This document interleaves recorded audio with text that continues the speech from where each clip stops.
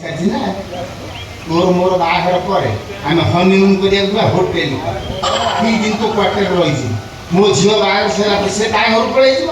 ତୁ ମୋ ଘରକୁ ପଳେଇ ଆସିବୁ ତାଙ୍କ ଚଉକି ପରେ ଚଉକି ଚଉକି ଚଉକି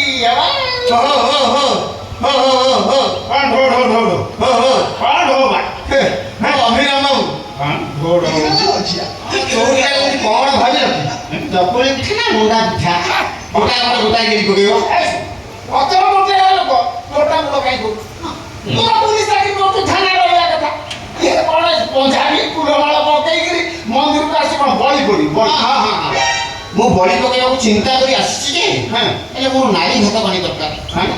ମୁଁ ନାରୀ ହାତରେ ବଳି ପଡ଼ିବି ବାଡ଼ି ହାତରେ ବଳି ପଡ଼ିବି ଯେଉଁ ନାରୀ ଶଙ୍ଖା ସିନ୍ଦୁର ମାଳା ପକେଇ ବହୁ ବିଷୟରେ ସଜେଇ ହେଇଥିବ କିନ୍ତୁ ବାହା ହେଇନଥିବ ସେଇ ନାରୀ ହାତରେ ମୁଁ ବଳି ପଡ଼ିବି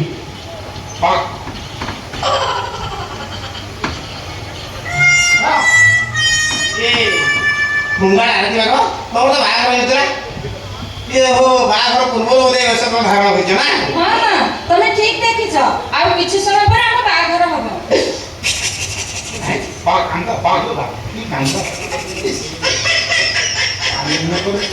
ଆସ ମତେ ବଳି ପକେଇ ଦିଅ ତାପରେ ଯାଇକି ତମ ବାହାଘର ହବ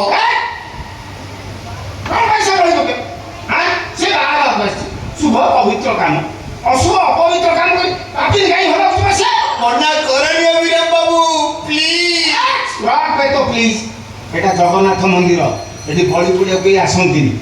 ତୁ ତ ବଳି ପଡ଼ିବୁ ଦେବାଦେବୀ ମନ୍ଦିରକୁ ପଳେଇ ଯା ସେଇଠି ବଳି ପଡ଼ିବୁ ଆରତି ଭଳିଆ ଝିଅ ଅନେକ ମିଳିଛି ଆଉ ମୁଁ ତ ତାକୁ କହୁଛି ତମେ କାଇଁ ମଝିରେ ଷଣ୍ଢ ପୁରଉଛ କି କଥା କହୁଛ ଯେ ସେ ପରା ମୋ ମାମୁଁ ସେ କରିବେନି କହିଲୁ ମାମୁଁ ମାମୁଁ ତ ମାମୁଁକୁ କିଆ କହୁ ମାମୁଁ ହେ ଶୁଣ ମୁଁ ତାକୁ ଗେରସ୍ତ ଡାକି ପାରୁନି ଓହୋ ତମେ ତାହେଲେ ସେଇ ନାଇଁ ଅଧମ ନରାଧମ ପାପିଷ୍ଠ ବର୍ବର ଯୋଉଟେ 60-70 ବର୍ଷର ବୁଢ଼ା ହେଇ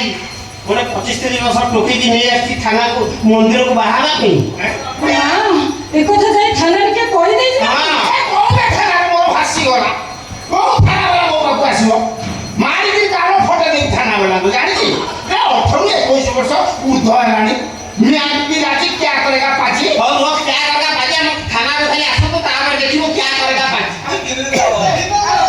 कौन इनकी को धारा को खाना बोला के कौन इनकी को धारा को मामू मु तो रेडी तमे जल्दी फुला माला पके देला हमें जाई मंदिर रे बाहर जिबा तापर तो काम शेष हो तो मामू को क्या बोले पूरा सब चीज को बात कर मामू मामू ना मामू ना मामू मछरे मामू आगे मामू मछरे मामू काई मामू मामू डाली हाड़े के भो हेला तमे जदी रागुच माला पकेबे न पकाओ कोन एठी आबो मानिला आमे दी जण माला पका ही आसीछु आ आरती बळी न पड़ी आरती सागरे बाहाई की करी देबी केली आ